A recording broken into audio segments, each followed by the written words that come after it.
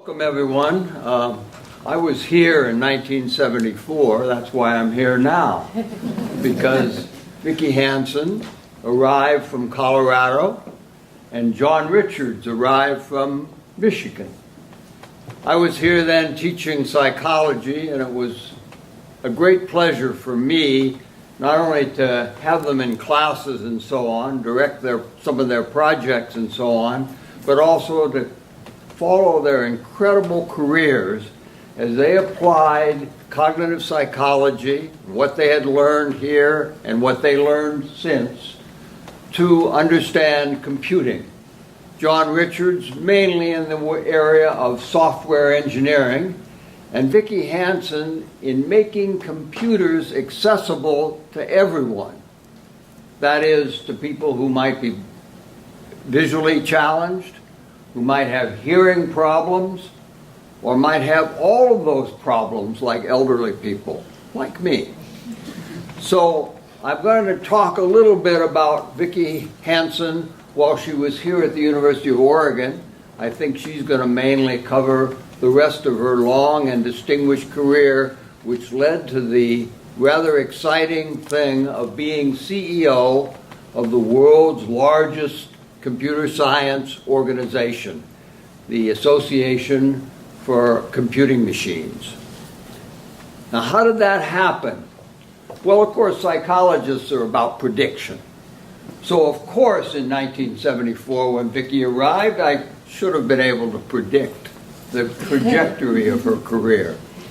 But now, with 40 years to think about it, perhaps I can post-dict why she was so successful, why she was able to mount the pinnacle of computer science.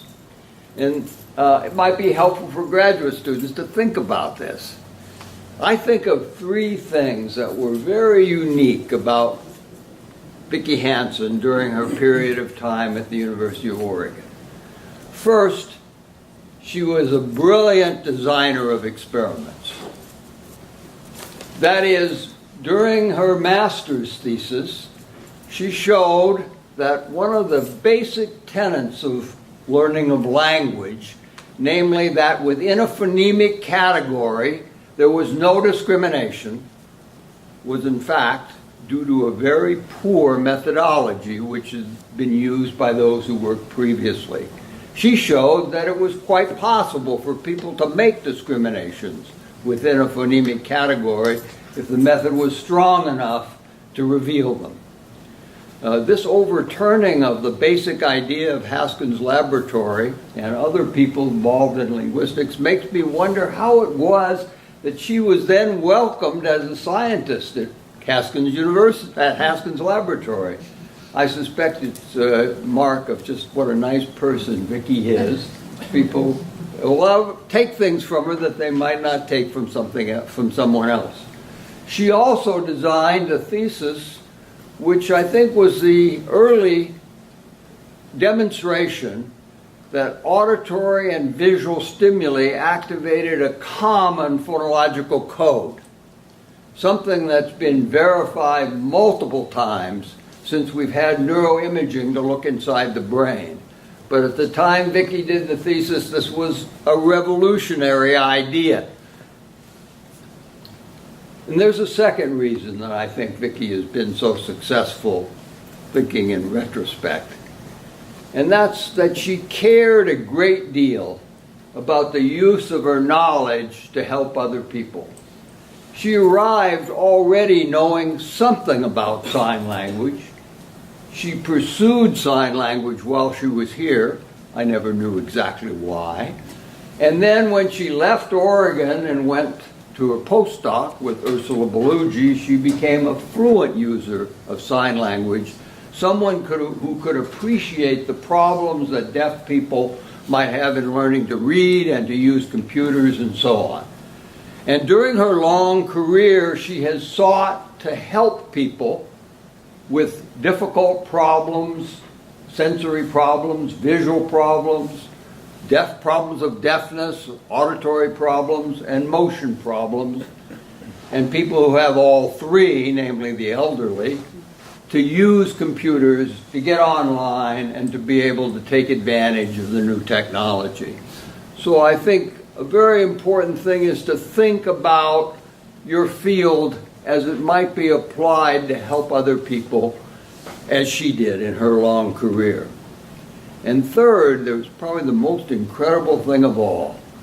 She did things on time. Yeah, I remember the graduate students of that time wondering how it was that this young person came to Oregon and was the first to get her thesis done, now called first-year project, rarely done in the first year, of course, the first to finish her prelims, the first to do her third-year paper, and the first to finish after 4 years her thesis. I think being able to do things on time, that's a great advantage when you are trying to develop a career. And then when she left Oregon, of course, she's going to tell the story of how she and others worked on these problems of accessibility to improve computers for human use. This work has been well recognized by different awards. She previously was assigned as, was selected as the Distinguished Scholar of the College of Arts and Science. It was a very big time in my life. First time I ever got to hug a dean. I enjoyed it a lot, and I think she enjoyed that recognition. And now, of course, she has the Distinguished Alum Award from the university as a whole. She also was a distinguished professor both at Dundee University in Scotland and at the Rochester Institute of Technology. And of course, all this led to her selection as president of the Association for Computing Machines, and now, above the president, the CEO of that organization. So I'm very happy to introduce to you Vicki Hanson. I hope we can all give her a round of applause.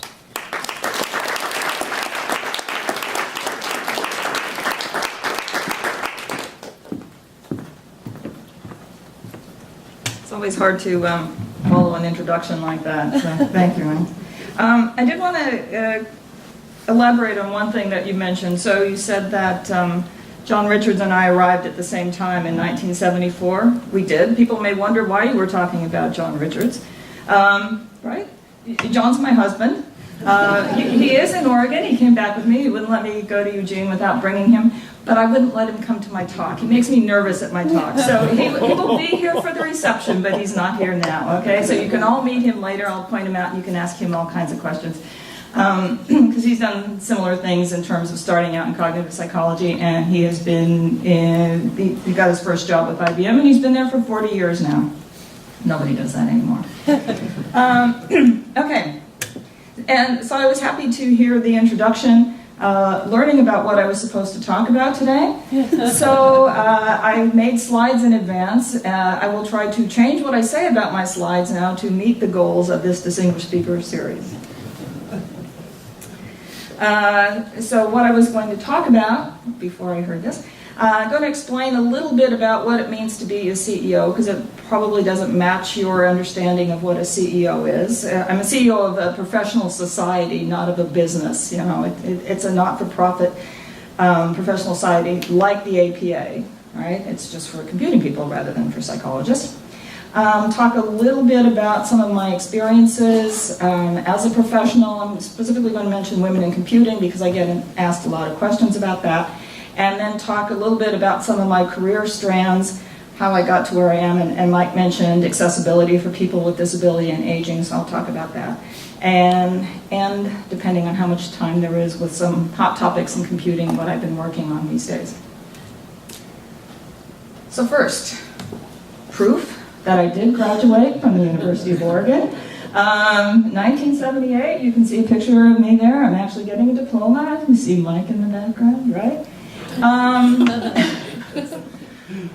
So maybe one of the reasons why I got things in on time was that I seem to have worked all the time. I got asked the question about what was my favorite part of being in Eugene when I was a graduate student, and I really couldn't remember anything. I think I was downstairs in Straub Hall the entire time working at the Cog Lab. In fact, I found out after I graduated that Animal House filmed while I was here. They had the whole movie crew here. I didn't even know it. And I love the movie and I like the people in it. I really feel like I missed out on something by being so unaware. Okay, anyhow. So Mike said that I would talk a little bit about my career post-Oregon.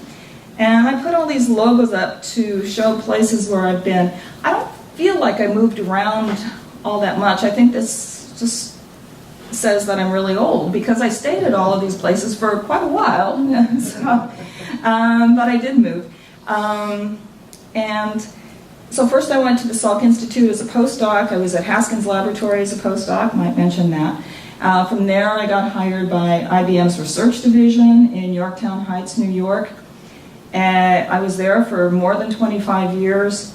I'll explain all these in more detail later.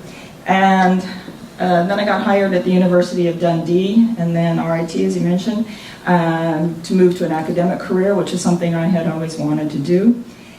And the reason I put this Data Science Institute at Lancaster University on here is because I never seemed to leave any jobs. When I left IBM, I stayed on as an emeritus for many years until they disbanded the emeritus program a couple of years ago. I left IBM in 2009. I was emeritus for many years. University of Dundee, I'm still an honorary professor. I still have a grant there, so I still do work there. Rochester Institute of Technology, I still have a grant there. I'm emeritus there.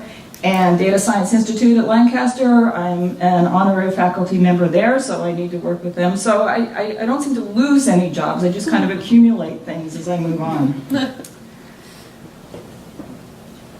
Okay, Association for Computing Machinery. I'll talk a little bit about that. As Mike said, it's the oldest and largest professional society for computing professionals. We are an international organization. So if I look tired, part of the reason is because I do fly around the world a lot, meeting with our different organizations around the world. And has the tagline of advancing computing as a science and a profession. We do a lot of different things. We have a very large publication program, for example, academic publication. So we have about 50 journals that get published on a regular basis. We sponsor about 300 conferences every year. And in computing, conference proceedings are highly valued, so all of those get turned into what would be full-length papers. We publish about 50,000 full-length papers every year. Very large publishing program. That's in addition to magazines and other things. And I just wanted to show a couple of the other things that we do. So we have an education board, and I want to say Chris Stevenson is over there. Chris is with Google, but she's the chair of our education board. Nicely, she lives in Eugene, so you can all feel free to bother Chris on a regular basis. She's here. You're welcome. And they do computing curricula for mostly university levels, undergraduate and postgraduate levels. We sponsor a number of high-level events. So I put in here this AI for Good conference. This is something that ACM has been the sponsor of for the last 3 years. It's with the United Nations, and it brings together people from all over the world and all different professions, and really looking at how artificial intelligence can be harnessed to solve the big problems in the world. So the UN has some sustainability goals about poverty and climate, really big issues that they're working on, and we sponsor that every year so that people can get together and start forming projects to address some of these big issues. And I picked this this is the landing page. If you go to acm.org, you come to a landing page. This was the landing page a few months ago. And I like this because, well, I'm on it, but that's my daughter. Thank you. And she and I are collaborating now. And so this is like the crowning achievement of my career. I will talk about her a little bit later, but we got a little bit of publicity for being a mother-daughter team. They couldn't think of another mother-daughter team out there. Another landing page, just to give you an idea of some other things we do. One of the things that was developed this year was the ACM Code of Ethics. Consideration of ethics in teaching is really an important thing these days. This particular Code of Ethics is not a list of you have to do this, you have to do this, you have to do this. What this is a series of questions that we expect computing professionals to ask when they're doing research. So for example, data. Are you taking due care with your data and not giving out identifying information about people? So it's, well, it's now a whole booklet, but it's a series of ethical type questions that computing professionals should be thinking about when doing their research. I said we're an international organization. So the middle picture there, sorry, I'm getting overcold. The middle picture there shows China. We have a regional council in China. And in our last, this is our flagship magazine, Communications of ACM, they had an insert that showed, it was about 70 pages long, where researchers in China wrote up the work they're doing, so we can get sort of an international perspective on what's going on. But we have regional councils in China, India, and Europe. So these are, give us sort of local feet on the ground to find out what are the important issues in these different parts of the world. Also, women in computing is a big thing for us. Ada Lovelace was a very important figure in computing. I don't know if people have heard of Ada Lovelace. Great, okay. So she was really a computer visionary. She met Charles Babbage, and he had this great big machine that he was having fun putting together. He never did finish it in his life. He kept improving on it, and it never really quite worked. It was a calculating machine. And she looked at it and said, you know what? You can really do something with this. You could use this for the betterment of humanity. You can use it to augment human abilities. And she wrote the first computer program ever. It didn't run because his machine never worked, but she wrote a computer program that in theory would have run on it. So she's credited with having written the first computer algorithm ever.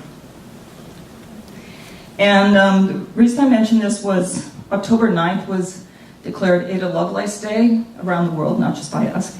And what ACM did for the day was put together a list of the women in ACM who have won major awards. I'm not going to show that page. But Sarita over on the right, she was an example of one of our most recent high-level award winners. So, women in science. As an alum, I get this magazine, regularly shows up at my doorstep, right? So the Oregon Quarterly, and I saw this on the cover a few months ago, and I was very interested in this. And it opened with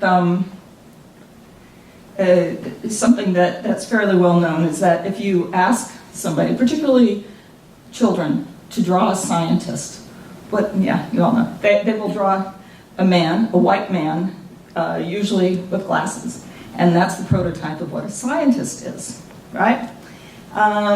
So we need to work on that as the prototype. But let me show you something in a different perspective that kind of says the same thing. This was something that Microsoft Research put out a couple years ago for International Women's Day. My favorite subject in school is science, because you can invent all different kinds of cool things, and there's like no limit what you can do. One inventor is Benjamin Franklin. Leonardo da Vinci, Thomas Edison, Albert Einstein, Nikola Tesla, Alexander Bell Graham.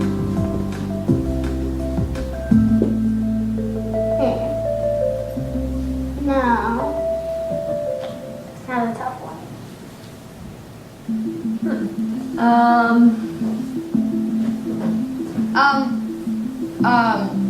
In school, it was always a male inventor. I just realized.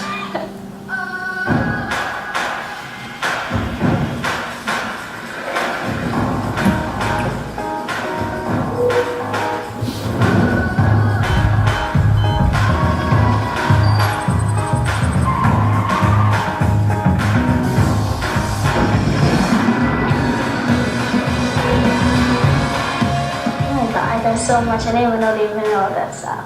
You're surprised because they only talk about Einstein and Benjamin, but you never hear a girl in a conversation.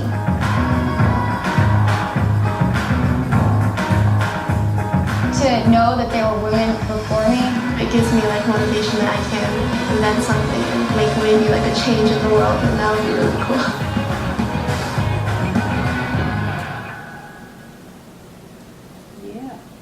Thank you. Yeah, I like that too. Okay. So I'm often asked to talk about issues of women in computing, and it's not really my area of expertise, so I'm always a little uncomfortable about doing it. I usually accept most speaking invitations on the topic, however, though, because I do realize that it's important to see female role models up there, particularly in computing. I got asked about this a few times today. In computing, depending on the survey that you read and what point in the career they've taken the survey, only 13 to 20% of the people in computing are women. We've got a very leaky pipeline as it goes up through higher management. People have been doing a lot to try and deal with that. The numbers haven't changed. I mean, we're working really hard. So if anyone has a great idea on maybe how to get more women interested, please come talk to me, because ACM is trying to do a lot in that area. So Mike will attest to the fact that I don't like public speaking. He didn't list that as one of my strengths. I noticed at the beginning. But this is something that I take as an example of something that I just had to do. One of the things ACM sponsors is something called the Heidelberg Laureate Forum. And it's a huge event that happens every September in Heidelberg, Germany. It's modeled after the Lindau Lectures. So the Lindau Lectures are Nobel Prize winners who get together and they give talks and they work with young researchers during the week. Heidelberg has the same goals, but for computing and mathematics. So for ACM, the people who come are the Turing Award winners. The Turing Award is the highest award given in computing. We certainly consider it equivalent to the Nobel Prize. The people who receive the Turing Award get $1 million check from Google, so it's a pretty good deal for them. Yeah. The other people who are invited as laureates are Fields medalists, and Nebelina Prize is less well known, but Fields medalists and Abel Prize winners. So most of you have probably heard of the Field medalists. It's given for someone who's in an early stage of their career, under 30 years old. And the Abel Prize is more of a lifetime achievement award in mathematics. And in addition to those people coming to Heidelberg, 200 young researchers are invited. And the selection committee always makes sure that there's a lot of women in the young researcher group. There's absolutely no women on stage, so there's not a single woman in mathematics who could possibly walk across the stage, because they have no living Fields medalists who are female, and no Abel Prize has ever been awarded to a woman. In computing, we have a couple who are not able to travel anymore. So the years that I have done this, I have been the only female that stood on stage that time, right? I thought it was important to just make a statement to all those, young researchers out there that you too can do this kind of thing. Anyway, it's enough for that. Okay, so I'll talk a little bit about my research. I started off in very basic research, and then obviously I moved to more applied work. So Mike mentioned Salk Institute and Haskins, and in those days I was pretty much a very good straight cognitive psychologist coming out of University of Oregon. So I was looking at phonological coding, as he said, as it relates to short-term memory tasks and reading tasks. And he also mentioned that at Haskins, I was kind of an anomaly. They had a slogan that speech is special. And I was working with deaf signers who did not talk. They had sign language as their first language. And so the question is, how do they do short-term memory coding if they don't have a phonological code? How do they read? And the people at Haskins did give me a lot of grief, like, this is basically heresy, because you're bringing to us deaf people who don't talk, but yet they're reading, so this can't possibly happen. It turned out, certainly in the short-term memory studies and in looking at good deaf readers, they were using phonological coding, but it wasn't based on sound. At least I tend to think of phonological coding as related to sound.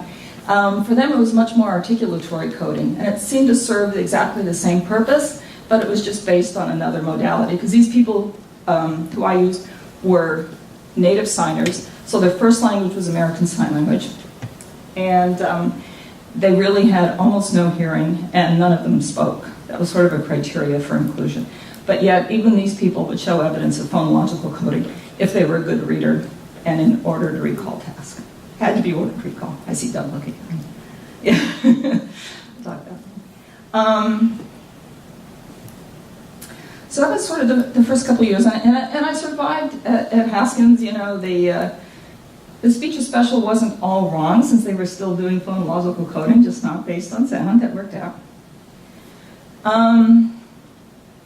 But after a few years, and for family reasons, which I've talked about to some of you today, when the family was young, I made the decision that my being at Haskins Lab, which was at Yale, and my husband being with IBM in Westchester County, that was just too much driving with the kids. So I moved to IBM Research, and I continued on sort of in the work that I had been doing before, working with deaf kids in an education environment, but now it started getting applied. I was looking at ways to teach different skills. So this was something I was very proud of called Hands-On. It was a way of teaching something about the English language to deaf kids who, again, had American Sign Language as a first language and were learning to read. And this was sort of an equivalent of one of those talking books that you have, so the kids would look at the computer screen, and when they got to something they couldn't read, they could press, and they would see the sign language equivalent of it, so they could try and learn some new words that way. It was an interesting combination of using my years of research plus trying to develop, working with new technology, sort of bleeding edge technology. I know no one thinks that a touchscreen is a big deal. Back in those days, it was a big deal. And you can see how big that monitor was. That was the size of a touchscreen that I could get. You know, people didn't have phones, so I had a touchscreen that big. And to get the video, it doesn't just, come down on your phone anymore. I had to have a video disc, so it was like this thing like this, like an old LP, and you'd record the video on that, and you could kind of throw the discs around. Anyway, so we got it to work, but this is highly successful. It was a research project, so we got a lot of publications out of it, but it was also used in a number of schools throughout the United States and Canada. Canada uses American Sign Language, except for Quebec. So the project we were very proud of, won some awards. But that was sort of my first foray into doing an applied project. And as I was at IBM for a little bit longer, I should say one other thing about IBM Research. IBM Research is a little different than being in IBM that you might think of. We had a dual mission. We had to be relevant to IBM, do something they would somehow care about, but we also had to be relevant to science. So every year we got evaluated, and they'd look at what you did for IBM, but you also had to have publications. So my life wasn't all that different than being in an academic environment, right? So I had to do the publications, but rather than doing the teaching, I had to do something for IBM. So research is sort of an interesting hybrid environment.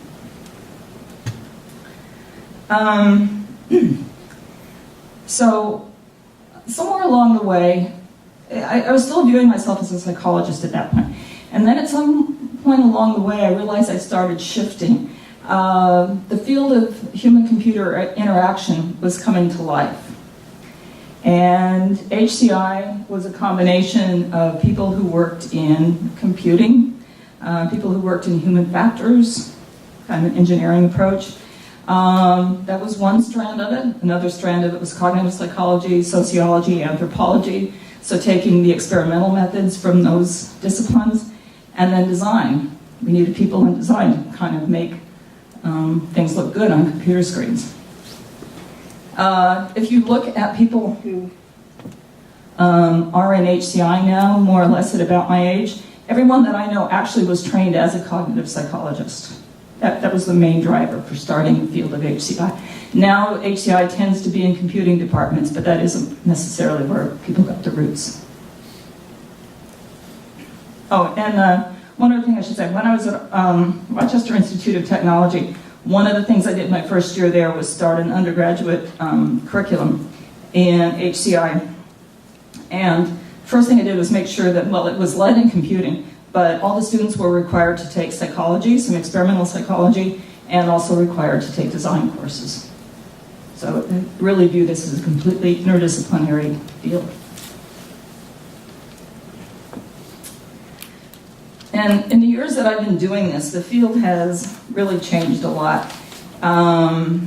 Currently, HCI is really looking at issues of what are human values, what is going to make technology interesting to people, how does it fit into their lives, how does it do things that they want to do, how does it do things to augment their abilities. In the early days, HCI was more about business applications and how did those few people who were in business, how could they do things faster and more efficiently, that kind of thing. So they worried about placements of buttons on the screens and menus and stuff like that. That's not really so much of an issue anymore. Right now, it's really looking at designing something that people will want and easily use. A few years ago, well, actually almost 10 years ago now, there was a study that came out. Study's not the right word. It was a collection of famous people in HCI that got together and came out with a book called Being Human that I showed at the beginning. And they were looking at what the big issues in HCI were. And it's amazing how well their ideas have stood up to today. So in this case, it's called The End of Interface Stability. So when HCI first started, everybody had a computer screen, right? And that's all you had. So we're really worried about what things look like on a computer screen. Well now, you've got embedded devices, you've got the watch, and in many cases you have no interface at all. Your actions are just somehow recorded. Like in this case, she's just kind of jumping around and things happen, right? So there's no single interface now. So the field has really emerged that way. The other big trend that they saw was something called the growth of techno-dependency. And we all know that, right? Everywhere we go, all day, every day, we've got our technology with us, right? We travel with it, we shop with it, it's our entertainment, it monitors our health, right? So we're dependent on it in many, many ways every day. I remember my techno-dependency. A few years ago, I was in New York, and there was a power outage. I couldn't get on the internet. I mean, what am I going to do? I had to go to Starbucks for 2 days. Now, I don't drink coffee, so I just sat at Starbucks for 2 days because they had power in my house.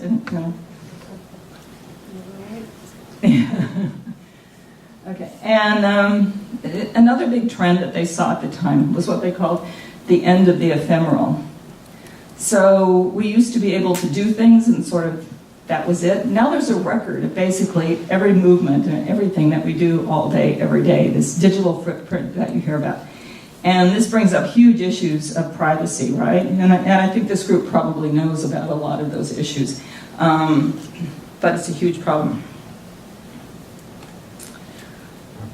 The report asked a lot of questions. I just highlight a couple here, though. So computers automatically monitoring our health, and this information in many cases is sent to places that, or people, we don't know that this is happening, we don't necessarily want it to happen. This isn't a monitoring people per se, but there's a commercial I've been seeing on TV recently. It's put out by one of these car insurance companies. And they say, we've got this great new app that will help with your driving. You put it in your car, and we can tell if you're speeding, we can tell if you're braking too fast, and we can give you feedback on this. And I thought, that's not why they're doing it. They're going to cancel my insurance if I'm speeding around. So you have to be a little careful about some of these things. Computing devices are invading our homes. I don't have any of these devices in my home. I don't want anybody to know where I'm walking. I also don't have Alexa, because then Alexa would know everything about me. But these are the kinds of things that a lot of people really like, and it's becoming more and more common. By the way, this is a little different. I've taught a great course at RIT on current topics at HCI, and I just would put up every week some questions, and then the students had to go out and do research on the questions and come back, and I learned so much from it. But I remember I had one of these questions, can't remember what the question was, and I had a student from Japan who came back and showed me some of the devices that they were putting in homes in Japan. It was the creepiest thing I ever saw. It was this woman, a hologram. A woman, she'd go, "Good morning." It was all designed for single men in Japan. Yeah, it's good morning, glad you're up. Have a great day at work. I'll be here when you get back. And he'd call her halfway home. She'd say, "Oh, I'll be waiting for you." It's just the creepiest thing I ever saw. But it's selling in Japan. Okay. Let's see. Oh, the last one. So this is one that has gotten a lot of press, a lot of press, and I'll talk about it later. Shifting the balance between work, particularly the kinds of labor that people do and the kinds of labor that machines will do. This is a huge issue. As I said, I'll bring it back. But these were the kinds of sort of far-sighted issues that report on being human answered about, or asked about 10 years ago. They were already thinking of the questions. And in relation to my work, as Mike said, what I'm interested in is really whether the benefits of technology are truly available to all. So I tend to look at populations that have diverse abilities. So I do look at older adults, people with disability, look at the particular requirements they have when we design technology. And one of the things that isn't always apparent to us is that all of us are potentially going to be disadvantaged in certain contexts at certain times in our life. So if you think about it, if you break your arm, you may suddenly have trouble using a technology. It may be for a limited amount of time, but you're going to be disabled, disadvantaged for some period of time. So you probably want the technology to be able to work for you.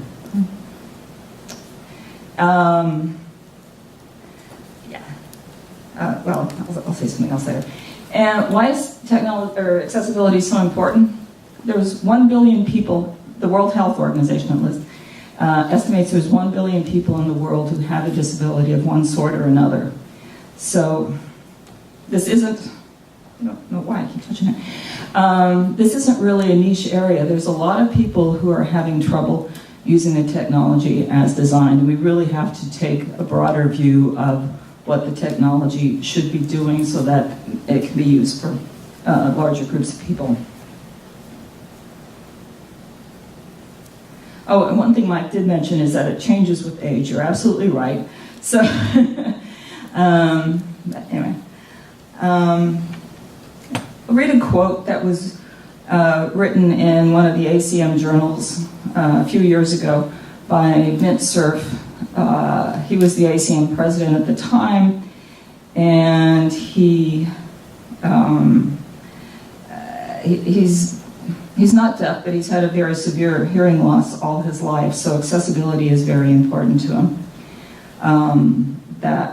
Well, you've probably read it by now. The idea is that computing should be one of the disciplines that's most effective in adapting to the needs of users. But from his perspective, it's very common for him to try an application that he can't use at all. Anything that has sound connected with it, he can't use it. All right? As an industry, computing has not done a very good job of thinking about anything other than really 20-year-olds, particularly 20-year-old males. Things really work for 20-year-old males. That is the target audience. We really have to start working harder to address the needs of a broader group. And there's different reasons for doing it. You all know about curb cuts, right? So this is what you see on the sidewalks, and it was originally designed for people in wheelchairs, but it also helps everybody. So if you're wheeling your suitcase around, or those skateboards that people are so unhappy about, so these curb cuts are helpful for everyone. But there's also digital curb cuts. This first picture, when I say typewriter, this isn't an actual picture of it, so this isn't the person it was designed for. But the typewriter was designed for someone who is blind and couldn't write. And her cousin developed basically the first prototype of a typewriter so that she would be able to write things that he could read. He was apparently somewhere else. So voila, made it into the public. Closed captioning, which you see on TV, and here we have closed captioning on a smartphone of some sort. That was originally developed for the deaf community who wasn't able to watch TV or understand what was going on TV anyway.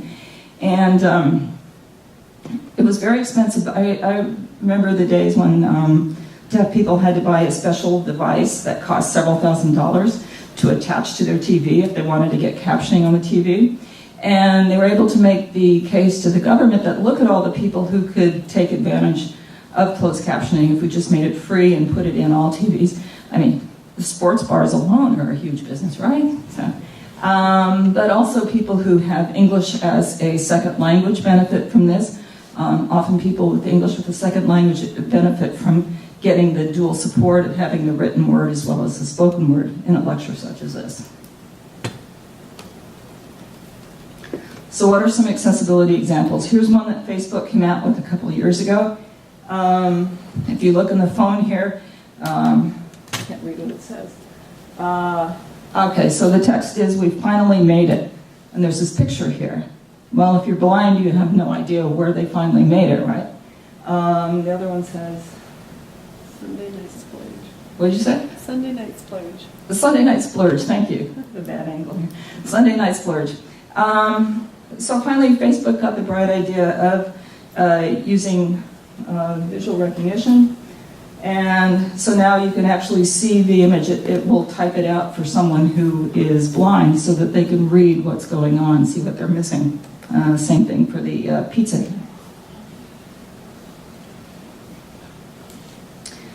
One of the things that I found interesting and usually surprises people when you say that is most blind people are very interested in photography. And maybe for the same reasons that you might be interested in photography. They want to document their lives, share where they've been, what they're doing with other people. But as you can imagine, if you can't see what you're taking a picture of, it can make it a little more difficult, right? So some people came up with a way of being able to do things like find out where the main objects are in a picture. And so that's what you can see here. It's recognizing the three faces. And then on the right, it's giving them instructions on how to move the camera over a little bit. Verbally, it's giving them instructions on how to move the camera a little bit better so that the picture that they want will actually be better framed. So anyway, blind people are using digital photography. And this last one is a project that I worked on at IBM, 3D virtual worlds. I am not a gamer. So I knew how to make things accessible. I didn't know anything about gaming. Anna Cavender, who worked with Anthony here, she was an undergraduate at the University of Oregon, distinguished undergraduate a few years ago. She was working as an intern with me and explained games to me. Jeez, gotta stop leaning on my keyboard. So we were very proud of this game. This was something that came to us from IBM's corporate headquarters. They were releasing this game as part of National Engineers Week, and it was to teach middle school students about the environment. But they realized that they should make it accessible, and no one had ever made a 3D virtual world accessible. So we had quite a challenge. We wanted to make it accessible to people with low vision, which means changing contrast and making big words. We wanted to make it accessible to people who are blind, who couldn't see anything. We wanted to make it accessible to people who had a hearing loss. So in some of these games, for example, someone can be sneaking up on you from behind, and we wanted to be able to put into words that there were footsteps coming up behind you so you could be prepared. And this shows a little bit about what we did. So the picture with the green chairs there shows all the instructions that someone who is blind would get about how to move their character to move about in space so that they could participate. this is something we probably did 10 years ago. It's called Power Up. It's actually still available by IBM. It's free on the internet for anyone who wants to look at it. We were pretty successful. We did all the things we were going to do, although, to be honest, if you're blind, it still takes you a bit longer. The games were all designed to be played by kids who did not have a disability, along with kids who did have a disability. So the kids who did not have a disability didn't have to go through all these walking steps and reading the instructions, right? These instructions were read out loud. So it wasn't 100% perfect, but we were proud that people with disabilities were able to play this game.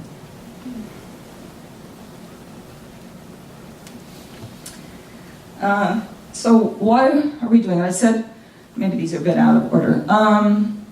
In part, a company like IBM wants to do accessibility work because there's potentially a big target audience. I mentioned 1 billion people. Also, it has to do with laws. Right now, most countries in the world have laws that things have to be acceptable. In the United States, the rule is basically that, for example, the government can only purchase things that are the most accessible possible. So if you're making a TV set, and for example, your TV set may be really cheap, but it doesn't have the closed captioning in it, the government couldn't buy it, and the government's a huge buyer. If there's nothing that is fully accessible, then the government doesn't have to buy anything accessible. But this has been a huge driver by having the government do this kind of mandate. There's also various sort of other regulations. When I was at IBM, IBM covered the Sydney Olympics. And IBM went to the organizers of the Olympic Committee and said, okay, we can do all your websites. It's going to cost you more if you make it accessible, but we know how to make everything accessible for you. And the organizers said, no, we don't want to pay the extra money. Well, it turns out that somebody sued the Olympics, right? So they ended up paying a lot more because they had to redo the websites, which is always more expensive than having done it right in the first place. But IBM also got a lot of bad publicity because everybody knew they did the website. And said, but we knew what to do. We knew what to do. They just wouldn't pay for it. Anyway, but so doing things is sort of a business case, but it's also a moral imperative. Here's a quote that came out of ACM's Code of Ethics from this year. Inequities between different groups of people may result from the use or misuse of information and technology. Technology should be as inclusive and accessible as possible. Failure to design for inclusiveness and accessibility may constitute unfair discrimination. The big companies in particular have all gotten this message. There is a group out there now called Teach Access that was formed at Yahoo. Now other industry companies have taken that over. But what they are doing is banding together and working with universities, saying what it means to have a student that has an education where they can come in and they can make the products accessible. They really want advice throughout all levels of the product development on accessibility.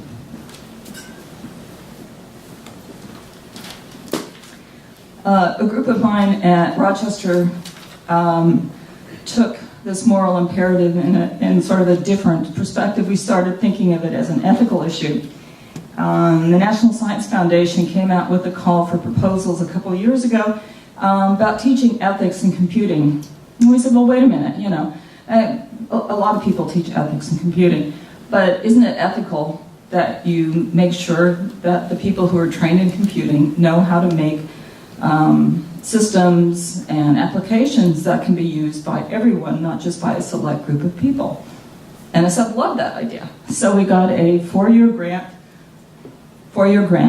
to look at teaching interventions for undergraduate education to teach principles of accessibility. We have various teaching interventions we're using. We have 1 week of classroom lectures about accessibility. We have another condition in which students would receive 1 week of lectures about accessibility, and they would also meet someone with a disability. So we would bring into class someone who has a disability who would talk about the problems that they have using technology. And in the third condition, they would still have the 1 week of lectures about accessibility, but they would have a project team member who had a disability. So they would really have a chance to interact regularly with someone with a disability. We were able to do that at Rochester because Rochester has the National Technical Institute for the Deaf on campus.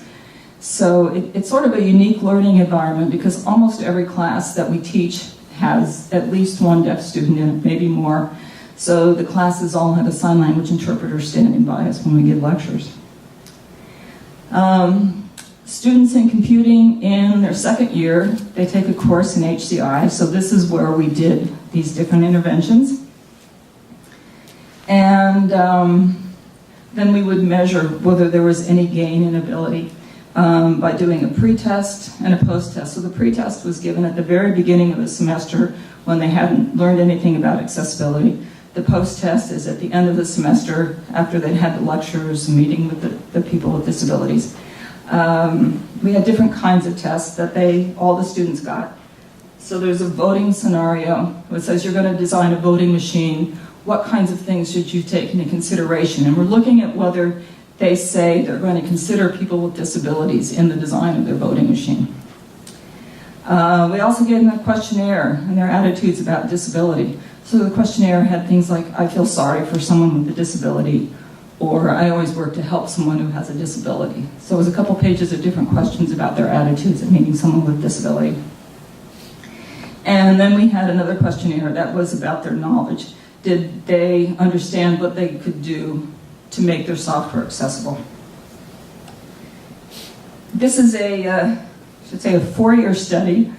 So we're not quite 2 years into that yet, but so we only have partial answers. So we do find that having a week of accessibility lectures can help create changes. So students, this was very satisfying as a teacher. If you spend a week lecturing to them about how to do accessible design, they actually could remember it by the end of the semester, so very, very good news. They also increased their sympathy for people with disabilities. It gave them a better understanding of what someone who is blind or deaf or in a wheelchair goes through in their daily lives. And I skipped the one about considerations of accessibility and design. So in the voting machine scenario, they were much more likely to say they had to think of the requirements, take into account the considerations for someone who had a disability in their design. And looking additionally at their exposure to someone with a disability, it did give them a lot more sympathy, a lot more understanding. There was a significant increase for that. What we don't know, though, from the work we've done, is whether this really generalizes in the long term.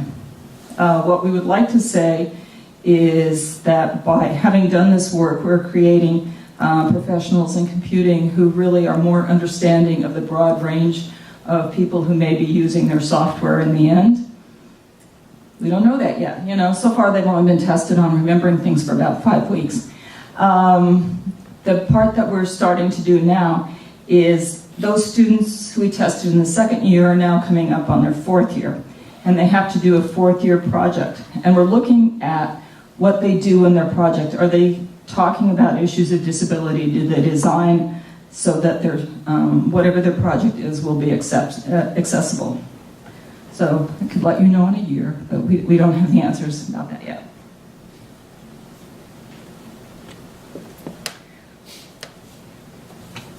Okay, I also said I'd say something about, they should bring the food in earlier. Okay, I've also looked at issues of aging for a number of years. I think probably everyone in this room would say that there's difference in skill in using technology between younger adults and older adults. Well, I first started thinking about this really a long time ago, back when I was a grad student here. If you can read this, the quality of the typing isn't very good, but this was a paper by Terry Hines and Mike Posner. Slow but sure chronometric analysis that they did, right? was very inspired by that paper, and here I am, having done 25 years of work on aging with that as my first example. Okay, so back to the idea that people don't think that older people can use technology. I'll let you read this yourself.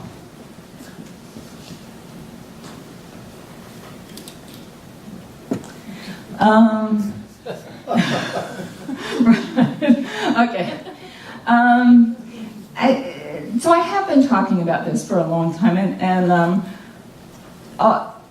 people will, there's always someone who's younger in the audience who will stand up and say, but you're talking about a problem that's going to go away because I know how to use computers. And right? So when I get old, I'm not going to have a problem. It's just this group of older people now who are somehow dumb or don't know what they're doing, right? Well, let me just show you something to suggest that maybe that is not the case.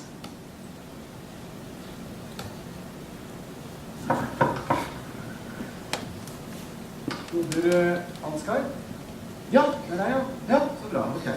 Oh, this is in Norwegian, so read the Ja, subtitles. hva gjelder det? Ja, det er denne her. Ja, vil du sitte? Takk. Ja. Jaha. Ja, så den, jeg har fått gjort noen ting hele formiddagen. Nei, jeg beklager at det tar tid. Jeg holder på å legge om til et helt nytt system, og da skal alle ha hjelp på en gang. Ja. Så du kommer ikke inn i den, eller? Nei, den bare ligger der. Okay. Har du forsøkt å åpne den?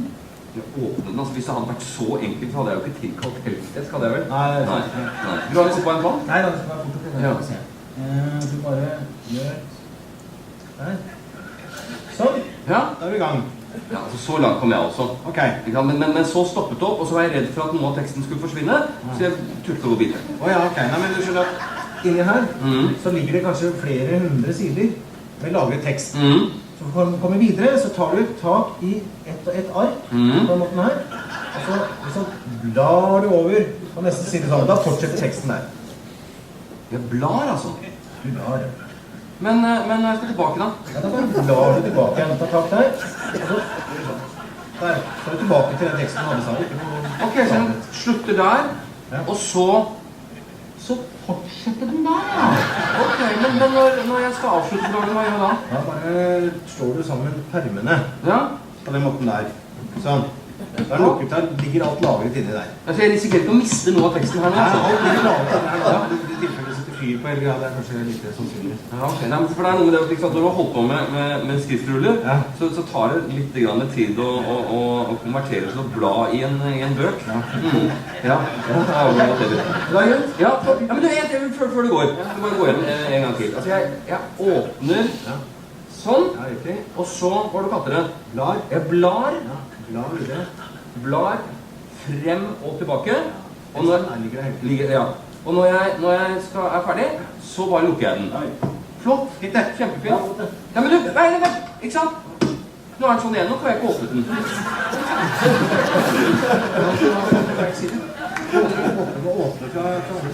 Det er ikke likegyldig, det er sånn. Åpne fra den siden her, sånn.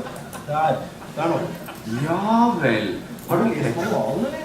Manualen? Jeg skal følge med som manualen som brukerveiledning. Åja, den ja. Ja, men ikke sant, det er jo det samme problemet. Får det godt.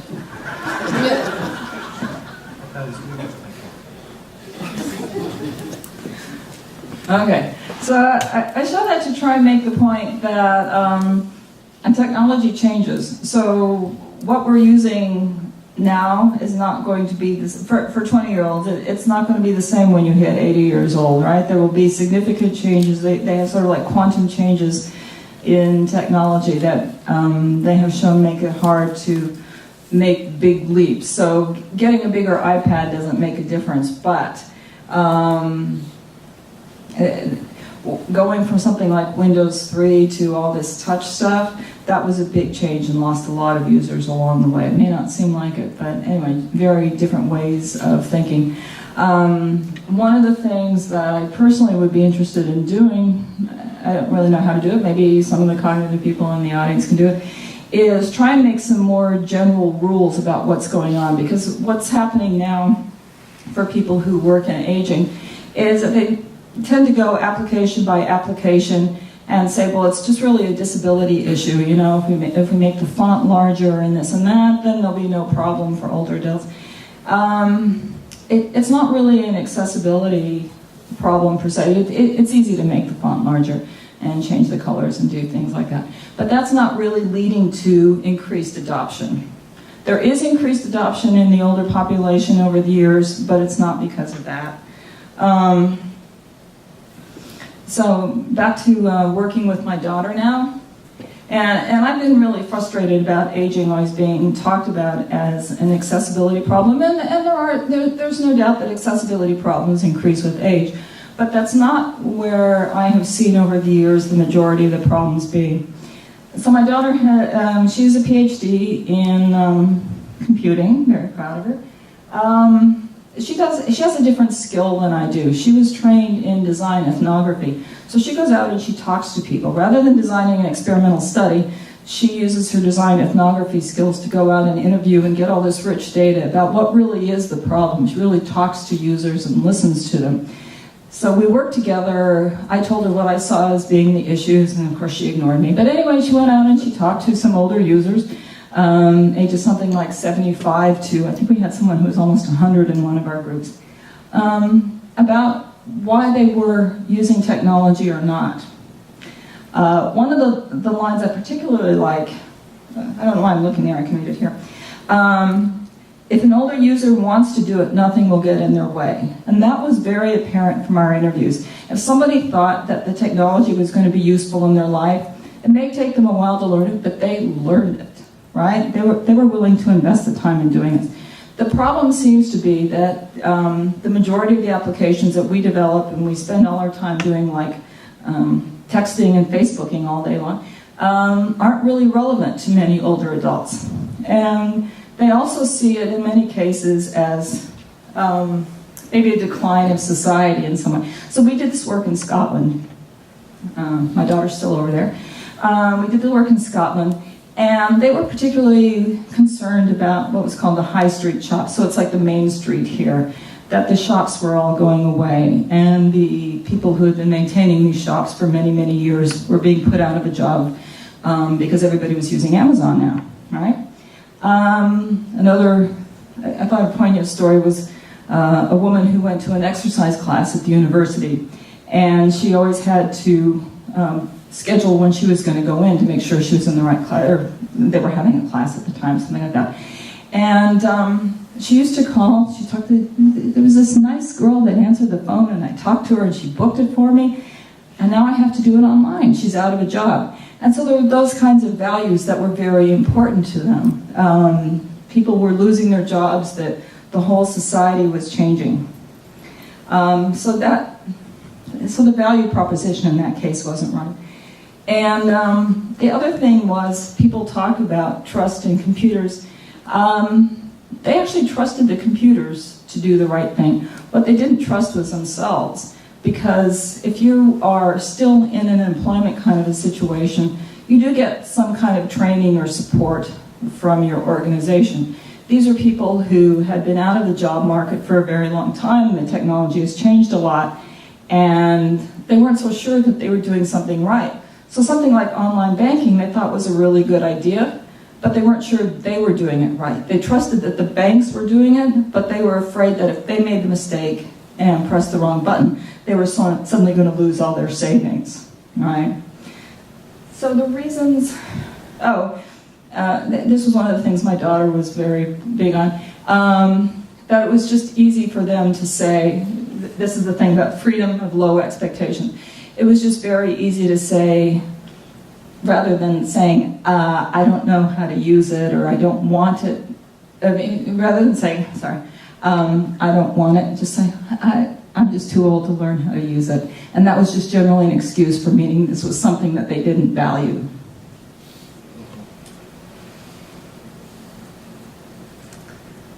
Okay, because I still have time. I wasn't really going to talk about this, but I still seem to have time, so I should babble on a little bit more. Some of the big trends that I see in computing going on these days. I'll try and make it relevant to this group. My big project this past year was going around to different constituents, big cities in the United States that had computing communities, going off to our groups in Europe and India and China, and finding out what they thought we as an organization at ACM should be doing. What were the big trends in computing that we may have been missing out of and don't have activities in that area? I thought it was going to be a technical discussion. I really thought they would come back with that. The kinds of things they told me weren't exactly what I was expecting. The top thing that came out was that we should do more in ethics.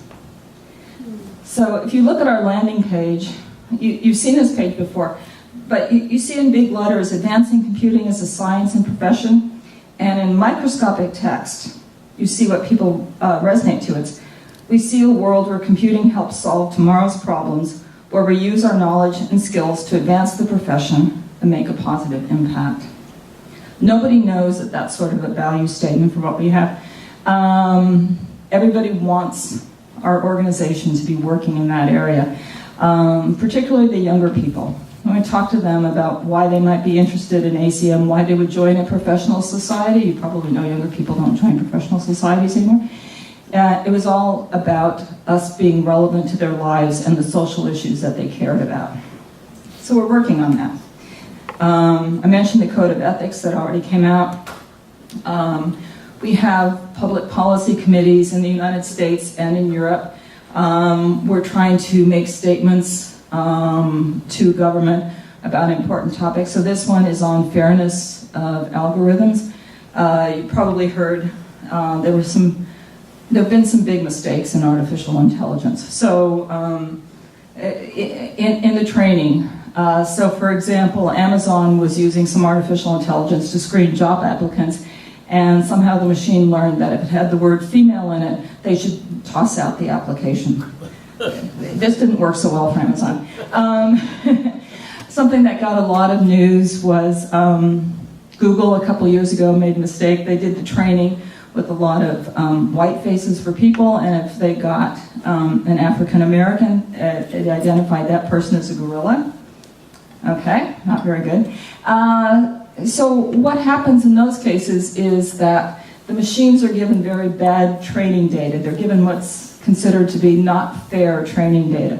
Fair training data makes sure that you need to have relevant samples that cover the broad spectrum of what the answers can include, right? So this is a statement that ACM issued about a year and a half ago, I think. Our US Policy Council and our European Policy Council jointly came out with it, talking about fairness and transparency in the kinds of decisions that companies are using AI for, right? So what is their training data that's going into it? Is it really taking account of everyone? The other thing that's starting up now is an effort, you could call it a task force, but an effort on social responsibility. It's headed by this guy named Moshe Barde, who's a leader in AI. And he wrote a great editorial, and the problem with writing a great editorial is that I read it, and then I call him and I say, now you've got to lead a task force. But his basic point was, we've created this technology, what's our social responsibility as computing scientists? So he has to figure that out, and he's leading a group to start making statements in that area.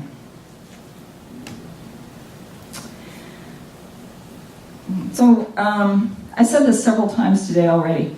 There's really only two topics I hear about in computing anymore. One is AI and the subcomponents that go into it, such as machine learning is a big thing, and data science, which also has machine learning in it. So if you have a degree in machine learning, you're golden these days. This is a picture of Alan Turing. He was, you can squabble about who was the father of artificial intelligence, but he was certainly one of the first people who started talking about artificial intelligence. And in 1950, he was basically saying, well, by the turn of the century, we'll have intelligent machines doing things. That seems to have been a bit overly optimistic. The machines these days aren't quite that intelligent. In fact, sometimes they're quite scary. We all remember HAL, right, from 2001?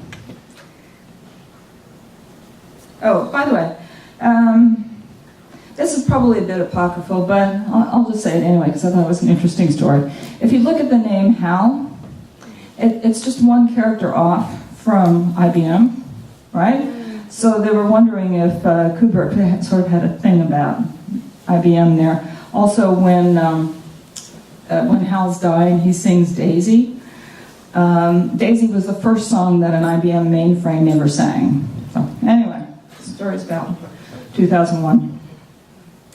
The other kind of thing that's scaring people about AI these days is the jobs, which was mentioned before. Here was a cover of New Yorker recently where the robots are working and the people are trying to get money from the robots, right?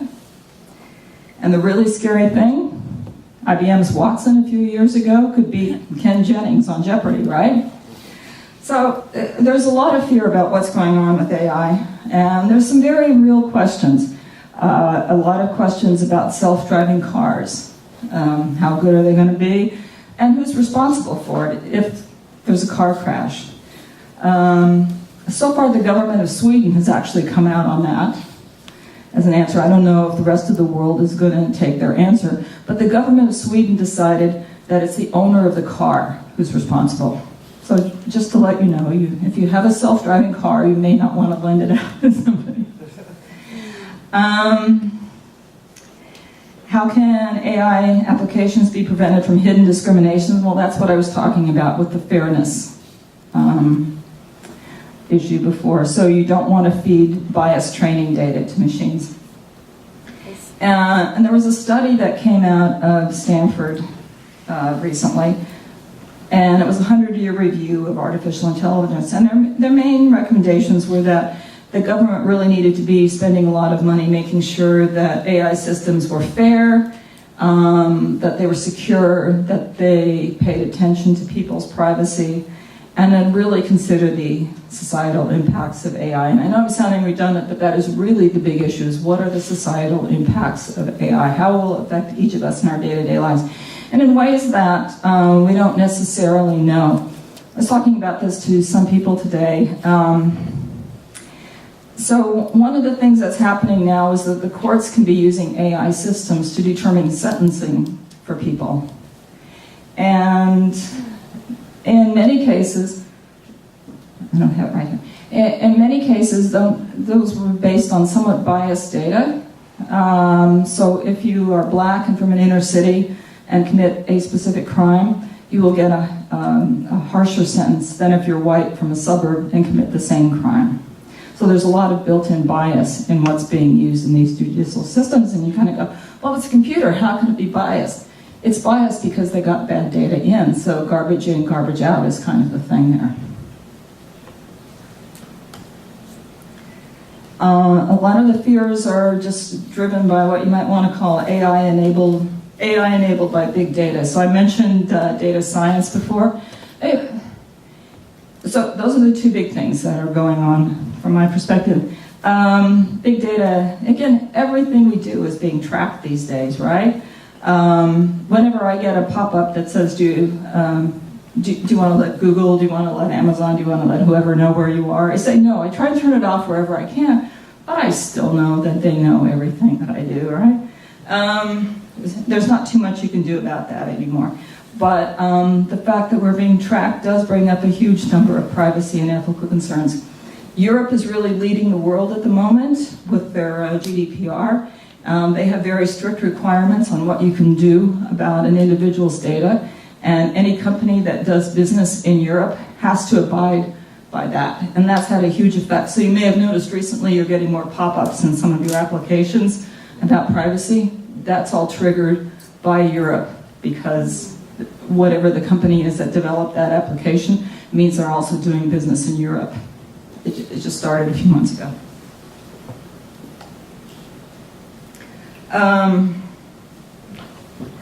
Yeah, I wasn't really sure what to say about this slide, but I made this slide.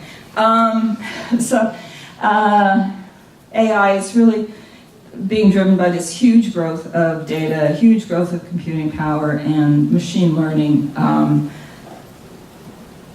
There's a lot of computer science that goes into it, but in the end, people don't know exactly how the decisions are being made. So it's really a very frightening time. It's what everybody wants to do, but everybody who's in these fields will admit that generally they want things to be done for good. They can't really necessarily at this stage make sure that everything is done for good. They have, since AI hasn't come along as quickly as they thought it should, they have started looking to neuroscience and learning theory to try and figure out more about how humans do these tasks, and that's probably good. They're probably at kind of the limit of computing power on this. So the big thing that's driving machine learning these days is, you could call it deep learning or neural networks, and that's definitely inspired by cognitive psychology. At the bottom I have a picture of a woman named Fei Li, who runs artificial intelligence at Stanford Laboratory. Just as an aside, she's really interested in women in computing, and she has a program for undergraduates for women of color to bring them in and teach them about AI. She's done a magnificent job at that. Oops. But she had the idea. So the way the work was being done by her before was she had to get millions and millions of images, and they all had to be tagged. But this is a cat, this is a dog, this is a house, this is a person, something like that. Very, very hard to get all this tagging. Mechanical Turk helped, so she got that. But basically it was a huge task. And she started asking herself the question about, well, if a child can learn just by experiencing the world, can't we have a computer learn the same way? And she didn't have an answer to that. But right about the time she started asking that question, she learned about the work that Jeff Hinton was doing. He's sort of a cross between cognitive psychology and computer science. And he really developed, largely gets the credit for neural networks. So he's really looking at the way the brain works and seeing if we can get computers to do the same thing. It's kind of a symbiotic thing. So we want computers to work the way the brain does. We don't completely know the way the brain works. So he's also thinking, well, if we can program it, then we can learn more about the way the brain works too. But neural networks have completely taken off in machine learning now. They're a much more efficient way of doing training. It's not that everything is perfect. As I said, they still make mistakes. But that's really where the field is, the state of the art of the field now. And what I'm really interested in is the potential for... What? It was the video started. Oh, she's not started it yet. What I'm really interested in is the potential of machines interacting with people, because that will be the future of the world, right? So there are going to be more and more machines, and what will be the roles of machines, what will be the roles of people, what's uniquely good that people can do, what's uniquely good that machines can do. So there's... I'm Maya Matari from the University of Southern California. I'm a professor of computer science, neuroscience, and pediatrics. I work in socially assisted robotics. So socially assisted robotics is a new field of robotics, which is focused on creating robots that help people without doing any physical work.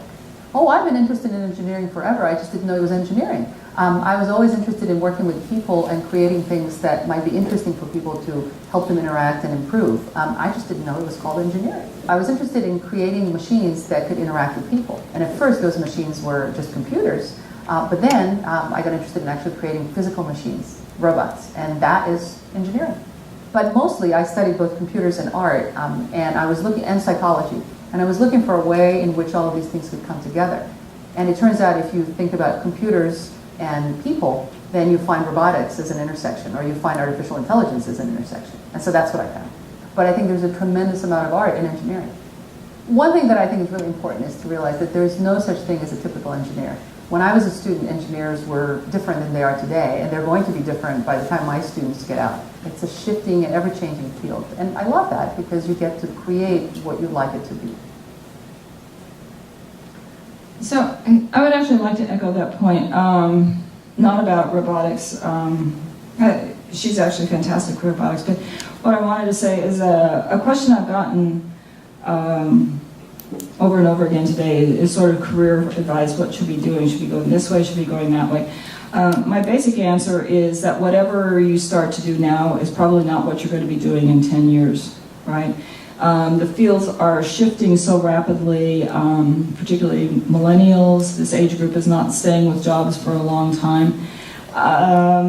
So just remain flexible, open, and keep developing new skills, keep on top of things. But clearly my career has shifted around in various areas over the years, and I'm old. The younger people now do shift jobs a lot more.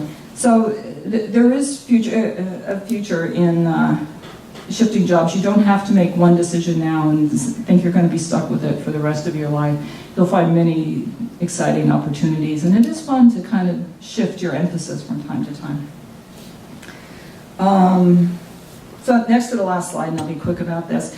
Back to the idea of interacting with computers. There's a big NSF initiative out now, Future of Work at the Human Frontier, the Human Technology Frontier. So they're really interested in the question that I mentioned just a while ago, is how machines and people will work together, taking the strengths of both, and how that's going to affect our workforce. So I just want to end saying thank you, University of Oregon. The skills that I picked up here have obviously served me well. So I had varied careers. I was in industry, academia. The entire time I was in industry and academia, I did volunteer work for ACM. I started out working with the special interest groups and organizing conferences. I then developed a new special interest groups on accessibility. I was an editor of a journal on accessible computing. I know I did something. I worked on many conferences, program committees, things like that. At some point, I got elected to the official council of ACM. The last 2 years, I was president of ACM. And throughout all the time working in ACM, it was a way to reinforce the work that I was doing as a researcher. Because with ACM, a professional society, it doesn't have to be ACM, APA, you get to meet people who share your interests and work with them. And I found it incredibly valuable throughout my career. Maybe I spent too much time volunteering, and now I'm ending up as CEO, as sort of as penance for my years of volunteering. But professional societies are a great way of getting in and getting involved with other people. And I found it really helped my career. And I want to thank you again, Oregon, Mike, for all the skills that you gave me and enabled me to have this career. Thank you.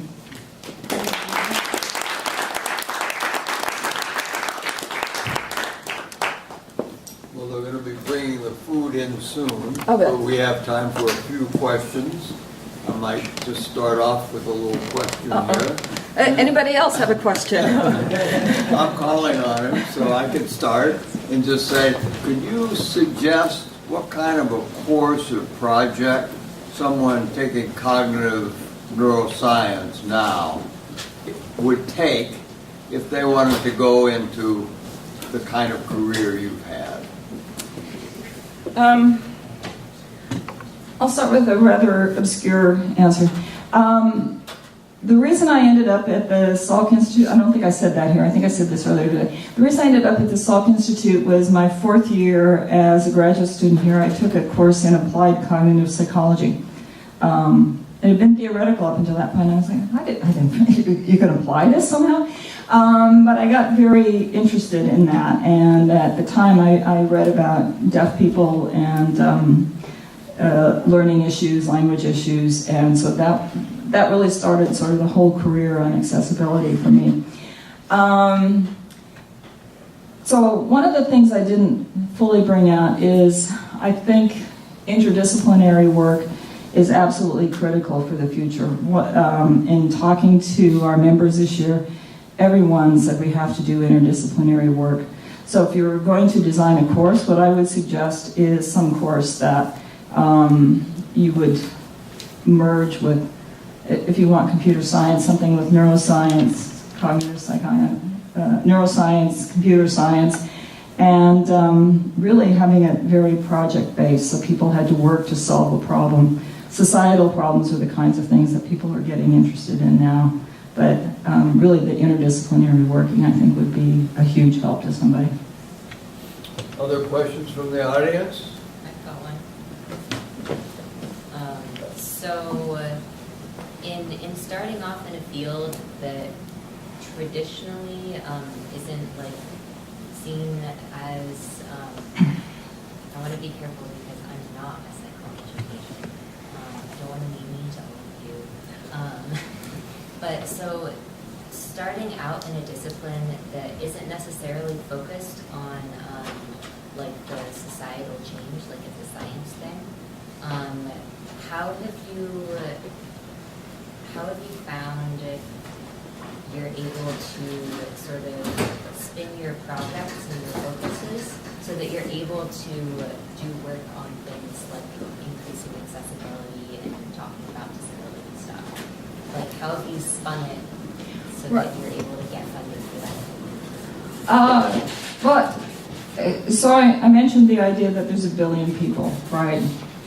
At IBM, I didn't have to do much spinning because they already wanted people doing that.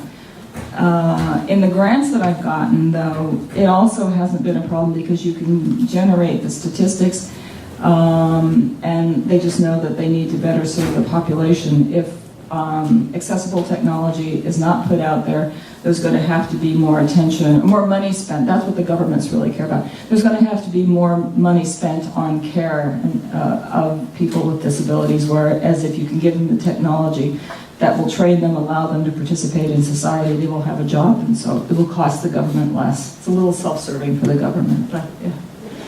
Yeah.